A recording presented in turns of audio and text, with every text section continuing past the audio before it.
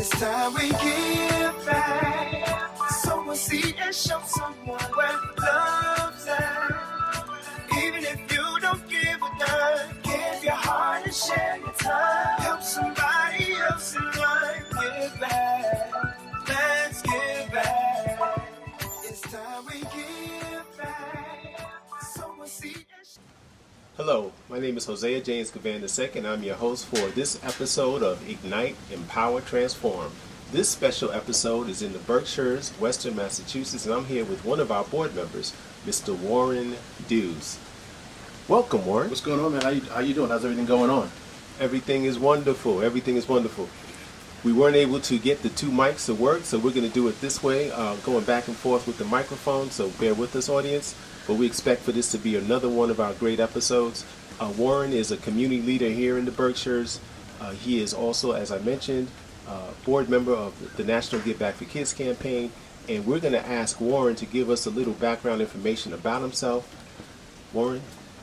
Well, the only thing, as you and I, when we get together, I talk about that I'm a Q. So, that's all I care about.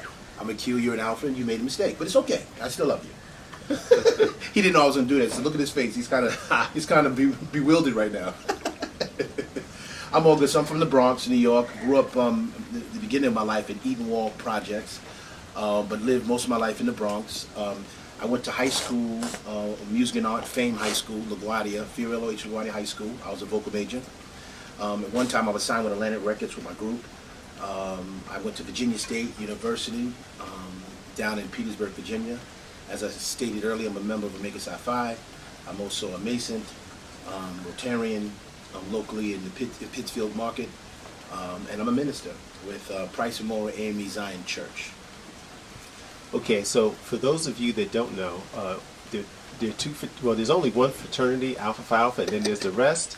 But for this case, we're going to explain that there are two fraternities, Alpha Phi Alpha, which I'm a member of, and Omega Psi Phi. So a lot of our audience are not familiar with the fraternity system, but there are many college fraternities throughout the world, and our fraternities happen to be predominantly black. But not only we have Hispanics, we have Caucasians, but this rivalry. Well, it's not really a rivalry because anyway, but we want to make sure that we get an opportunity to really learn more about Warren Dews. He's a very dynamic leader here in this community. Doing some amazing things. We're going to have an opportunity to speak with his wife Roberta and one of his children. As a family, they're very active, they're very involved, and that's one of the things that we really want to showcase and promote. Not only is this is on BronxNet, we want to make sure that we take the opportunity for our audience to understand that your roots are from the Bronx. I want you to share with us some of the ways in which you may have been impacted as a child from people who gave to you. Well, I mean, from the Bronx, I went to junior high school at Sousa, John Philip Sousa, and at the time we went there, we had a guy named Dr. Brindle was our principal, and we were blessed. Anybody from the Bronx that lived at Edenwald Projects or around that area that went to Sousa at the time know that Dr. Brindle was very important in our lives. He's since passed, but that was a blessing going to that school. I've kind of been blessed. Every time I went to a school, it was like at the best time, because Dr. Brindle was almost like Joe Clark, okay. And he was amazing. There was times we had to dress up with a shirt and tie to come to school on certain days. They checked your book bag to make sure you had a loose leaf book and all that other stuff. I guess they would check it for other things, but that was their premise, to check to make sure you had everything. Mm-hmm. Parents didn't play with Dr. Brindle. They respected him, and he was no joke. And Miss Brown, they had a nice, that's where I started most of my singing. With Miss Brown was in charge of music at the time at the school. Mm-hmm. So that was a great experience in the Bronx, going to that junior high school. Okay, so one of the things that we want to talk about, we're here in the Berkshires. The Berkshires is located in Western Massachusetts, about an hour outside, away from Albany, yes. Our state capital of New York. But there's a lot of volunteer activity that happens here in this community, and I know you've been involved with so much of it.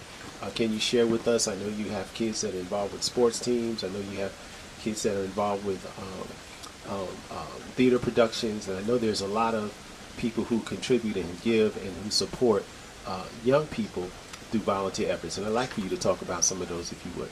Yeah, so I mean, I'm gonna throw out a couple of names. Shirley Edgerton, if you are from Western Massachusetts or been here for a day, that's a name that you would hear. Manny and Vanessa Slaughter, they're another group individuals that's been in the Berkshires for years doing amazing things with different programs. Dennis Powell, I could just continue with the names of people that are power brokers in this area that help the community on all sides of the track. Eddie Taylor, a good friend of mine who's left since, he's down south now, but Eddie Taylor's part of the Persip family. Persip family is a family that's been in the Berkshires for years. Not just one of the oldest African-American families, but one of the oldest families from the Berkshires. A friend of mine named Ty Allen Jackson, he's a book author, he's well known in the community, he does a lot of stuff. Big Head Books. Big Head Books, yes. And so, I mean, I'm just around a lot of power, man, and they do a lot in the community. NAACP is really picking up in the market, doing a lot of great things. So there's a lot of organizations, Rotarians. I mean, there's a lot of people that do a lot in the Berkshires and care about the Berkshires. I love the Berkshires. It's a beautiful place. The only thing that I get upset about it is there's two Berkshires. You know, you have the Berkshires that is beautiful. You go to the culturals, you go to all the functions, and you have the Berkshires where people can't afford that stuff, and so they don't see the beauty. So one of the things that I do is I work with the Colonial Theater, Barrington Stage, which I'm a board member of, and different places like that. And I get tickets for shows for individuals that can't normally afford that stuff to go see it. And I think it's very important that we share that with everybody. So there's a lot of stuff that goes on in the Berkshires, and we pull together. We really pull together. It needs to get better, but it is an area that everybody comes together. You know, Adam Hines, our state senator, he's an amazing guy. Tricia Farley Bouvier, the mayor of Pittsfield. You know, what happens in Pittsfield really affects the rest of the community, and Mayor Ty is doing amazing things in our community. Okay, that's fantastic, man. Mayor Ty is... Mayor Tyre. Mayor Tyre. Yeah, Linda Tyre. Okay, we want to make sure, Linda Tyre, we want to give her a shout out for her leadership. And Adam Hines, he's a state senator. State Senator Adam Hines, we want to give him a shout out. We definitely like to acknowledge our political leaders that are stepping up and doing the right thing. So, you know, we want to also, if you would, I want to go back about 5 years, because you were very involved with our trying to launch, not trying to launch, we actually launched a music video, Give Back, and part of the experience was going through a national tour. And we came through the Berkshires by virtue of your invitation and you setting up opportunities for us to create some exposure. I was on 2 different radio stations talking about our program. You created, we had a fundraiser here where we had an opportunity for some young men to come in and perform. Yeah. And it came through the high school. So you want to talk a little bit about that? I know it's a few years back. Yeah, I'm like I was like, oh. But that was a great experience. And I'd like for our audience to know your contribution in terms of trying to create exposure for our national programs. Well, I mean, it was an amazing event. As you know, I told you the place where we did that event was, now it's a hotel on North. Shout out to them. It was a beautiful event, and that guy, young man Tev, I think his name was. Correct. Tev, he actually came back after that a couple of times because there was some issues with certain things going on in some of the schools. There's an area called the Hill Towns, you know, where Dalton is the main town of the Hill Towns, and it was an issue with one of my sons being called something, you know, being called that N-word, and the principal at the time. Just was amazing. She attacked it right away. She thought it was very important to bring some diversity, and she brought Tev in. And Tev came and did a program about bullying, about calling people names, and just amazing. And her name is Debbie White. Shout out to Debbie White. She's an amazing principal. She's not the principal there anymore. But the issue that happens is with that, we did that great event, and we had Tev come. What happens is those kids leave. She's not there anymore. Those kids leave. So it needs to be a regular program that we do. So we need to do more of those things on a regular, consistent basis. But to answer your question, the event was amazing. We definitely put our footprint and, you know, give back and let people know what it's all about. And a lot of that stuff happens with all these organizations and people that I mentioned, like Shirley Edgerton. They do that all the time. It's part of their life. And I remember Shirley from that time. And I remember the high level of respect that she receives in the community. Yes. she's an honorary, I guess, mayor for a certain community. Yeah, she's And I think that it's good to be able to, again, recognize, acknowledge, make sure we showcase some of these folks.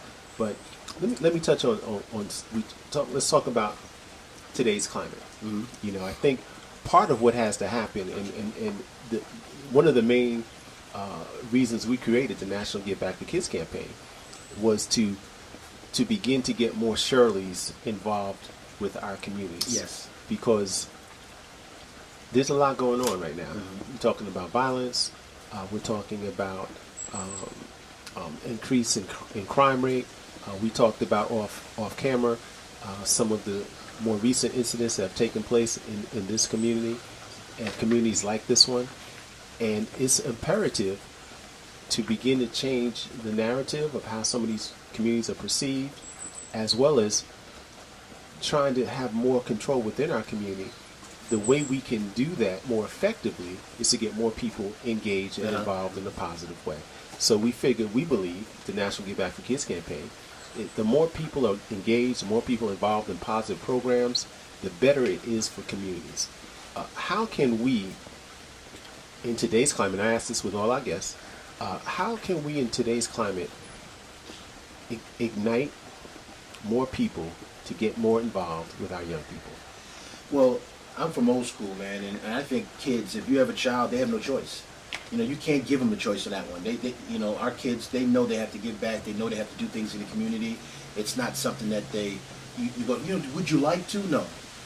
You're going to make this happen. And I think those things are, get entrenched in their blood. It gets a part of their system where when you leave them, they're doing that all the time. My kids, one of the greatest things that happens to me all the time is when someone comes to me and they talk about one of my children. They drive me crazy, but it's a great thing when they come and say, man, your kid did an amazing thing. Like the other day I got a phone call from my son Wes's school, and it was like his first week there. And I looked at the phone, the phone exchange, I knew it was from my town because it's the same phone exchange, and it was his school. And I'm like, what is going on? You know, what's happening? And the principal said, hey, I just wanted to call you and let you know that, we're doing this new thing. We're calling people now, letting them know when they do something well. And your son did X, Y, and Z. And I was like, oh my goodness, I was so happy. And then several weeks later, there's a football game about to happen at Taconic High School. My oldest son, Warren, plays JV, and the coach walks across the field. Older coach walks across the field. He looks at me. He says, hey, are you Warren's father? And I'm like, yeah. He's like, an amazing young man. Like, I almost teared up, Beautiful. I didn't care what the game didn't even start yet. I already won, And then I went to a thing at my daughter's school, and talking to the teacher and everything. I'm like, how's she doing? Because she has brothers and she fights with brothers and stuff. And the lady was like, oh, she's amazing in class. She's no problem. She does her work. And I'm like, man, that's 3 for 3. I'm doing something. We are doing something. My wife and I are doing something. So the point that I'm saying is they should not have a choice. They should be like they eat breakfast in the morning. It's part of their job to do these things and give back and do community service. And it's entrenched in them. My kids do that all the time. So I think there's a scripture. I know you're a minister as well. That says if you train a child a certain way, as they grow older, they won't depart from what they were taught. So exactly. So that goes back to that scripture. So we believe in that. As you know, Rebecca's very involved as well. And strong parenting is one of the things that we just don't see as much as we used to see, right? And there's so many reasons for that. So we're not pointing fingers, but that's just a reality. Yeah. Well. So, okay. But one of the things I do want to touch on. You have more control as a parent. But how do we get some of these adults more involved? What do you think could be the way in which we can motivate them to get more involved with doing some of the things we're talking about doing? Well, the only way I can answer that is not be scared. I mean, this world is a scary world, all the stuff that's going on, but I don't have a problem talking to somebody else's kids, and I don't have a problem, checking people, and that's just me. So I can't change adults. I try my best to have adults see me as an example and try to help. But if I'm at an event and I'm in charge of something and the kid is doing something, I'm checking that kid. And I'll check the parent, and that can be dangerous sometimes in certain areas, but you can't. I'm not going to mentally. I mentally can't deal with a kid being disrespectful, especially if I see a young man being disrespectful to his mother. I do it in a certain way. I'm not going to grab the kid up. But to answer your question, I try my best to be examples to adults. But I can't change many adults. My focus is on trying to change kids and being that example to them as much as possible.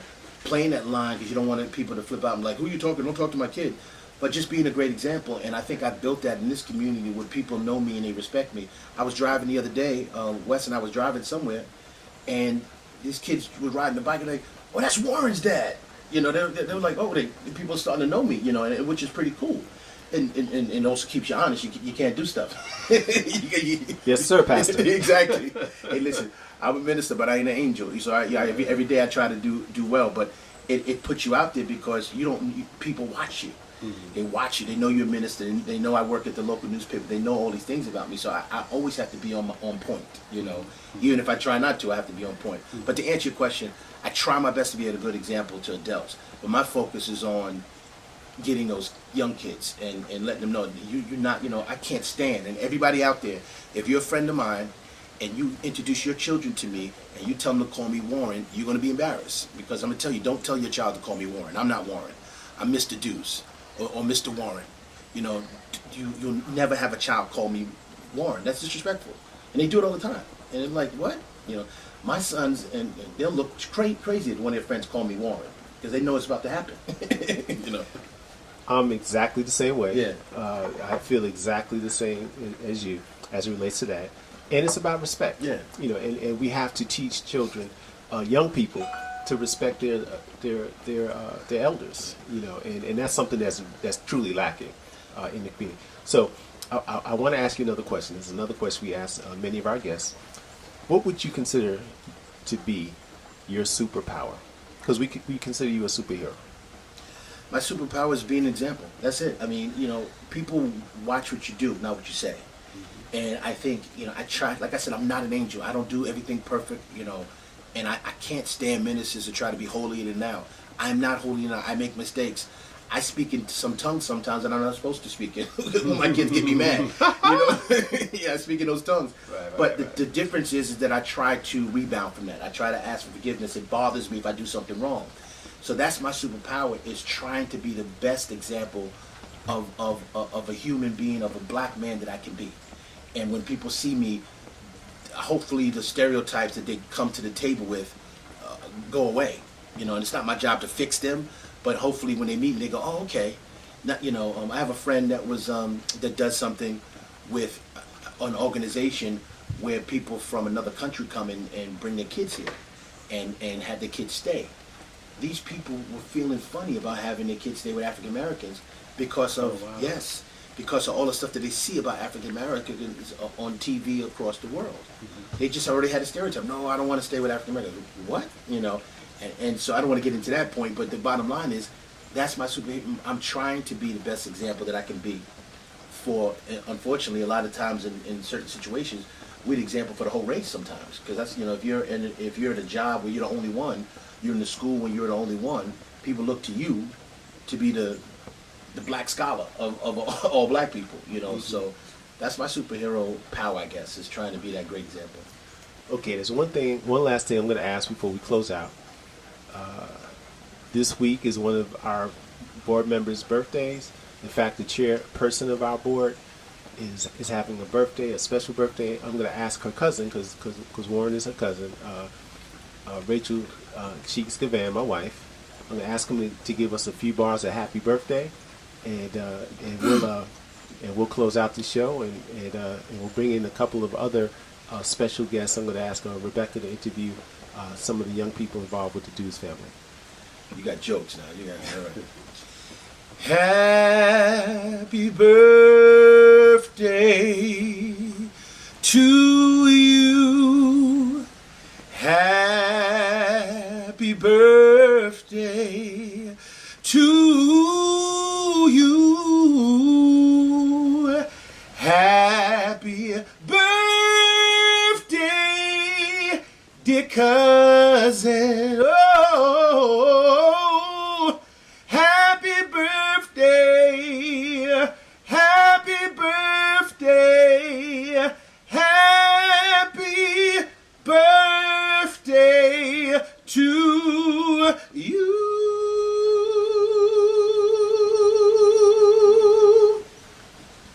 what's up. Don't take the mic away from that part. That's what's up. That's what's up. That's what's up. Hey, boy.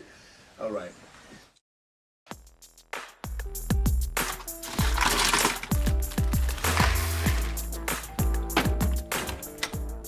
Thank you.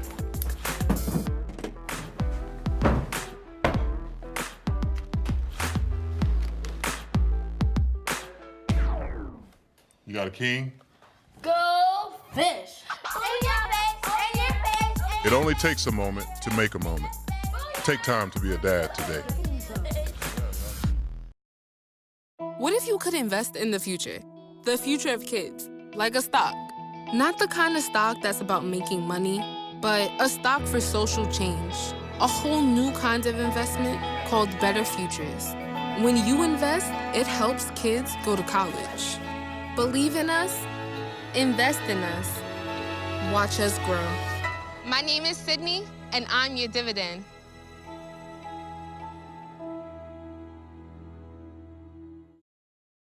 Welcome to another segment of Ignite, Empower, Transform. Today we have the Dew children and what they do in their communities and their careers. First we have Wes. What I do in the community is, I go to school every day. I go to Kittredge Elementary School. 10 years old, I'm in 5th grade, and I just love the community. What I do in the community, I go to Kittredge School. I'm 7 years old, and my name's Kennedy. And my name's Warren Dews. I play football for Taconic, and I would help in Dalton for junior leaders. Thank you. So, who are your coaches or someone who's inspired you to do what you do? In football, my coach that really lifted me up was Coach Ben Melly. He's a really nice coach, and he just supported me throughout the way. And in basketball, there's this coach named something Hagmeyer. He's just top notch, and he's just inspired me and pushed me up and hasn't expected less from me. what I do in gymnastics, I do balance, flips, and roll ovals. For football, my coach's name is Jim Zider. He's a really good coach. He's intense, but once you learn what you have to do, it comes easy. And when I played basketball in Dalton, my coach's name was Dan McMahon. He was pretty tough and nice, but you just had to get to know him. I'm going to probably play lacrosse in the spring. Thank you. What do you do inside the community? Well, I do acting, and I'm doing a movie, and it's at the Mahaly Theater in October. It's premiering in October, which is now. And I practice for 2 or 3 weeks, and I've been in the community doing plays. Everyone knows who everyone is. There's just a lot of contact in the community. We live in a great community in the Berkshires, and there's a lot to do. It's mostly you're just trying to get involved and stuff. Last summer, I participated in the Music Man at the Colonial Theater. And before that, during the school year, I recently performed in Danny Dollar. I was Danny Dollar along with my brother West. And that was a fun experience. We got to know a lot of kids. I want to start doing more plays in high school and to get to know other kids and how they act. It's going to be a good experience. Is there anything else that you do? I play soccer, and sometimes we help out in the community for doing local events, and just fun. I like to hang out with my brother West, and I like watching movies. What kind of career do you think you'll have? I want to have a football career, and a basketball career, but my mom's always teach me to have a backup plan. So my backup plan is I always kind of wanted to be a kindergarten teacher, so I want to get my master's in math, and I just that? I'm doing good in school, but I just want to be a teacher. Like Wes said, he wants to do basketball and football, but that's always not going to be the path that kids would take. For me, I want to do business management. How are you doing in school? In school, yeah, my grades top notch. Yeah, I have all A's in math, science, social studies. I'm an A+ student. I have a 90 average and higher, 95 actually. I had no bad grades. Thank you for watching another segment of Ignite, Empower, Transform. See you soon. Take care. It's time we give back. Someone see and show someone where love's at. Even if you don't give a dime, give your heart and share your time. Help somebody else in line. Give back. Let's give back. Don't take the power of love for granted. It's the source that will change the planet. Until we all try to understand it, then we could give back. Back to a time of sacrifice. Like those before who paid the price. It's time we give back. Someone see and show someone where love's at. Even if you don't give it back, give your heart and share your time. Help somebody else in life. Give back. Let's give back. It's time we give back. Someone see and show someone where love's at. Even if you don't give it back, give your heart and share your time. Help somebody else in love. Give back. Let's give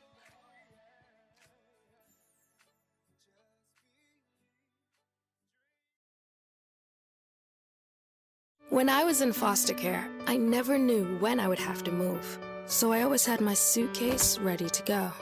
Then one day, I was adopted. My new parents opened their hearts and home to me. My parents cook my favorite breakfast for me every morning. My parents take me on trips I never thought I would go on. They gave me a home and an even better reason to use that suitcase. My parents aren't perfect, but they're perfect for me. Hi, I'm your host, Larry V. Stark Jr. I'm your host, Rachel Cheeks Givan. I'm your host, Hosea James Givan II. I'm your host, Rebecca Givan. Tune in to Ignite, Empower, Transform every Tuesday night at 8 p.m. on Bronxnet. back.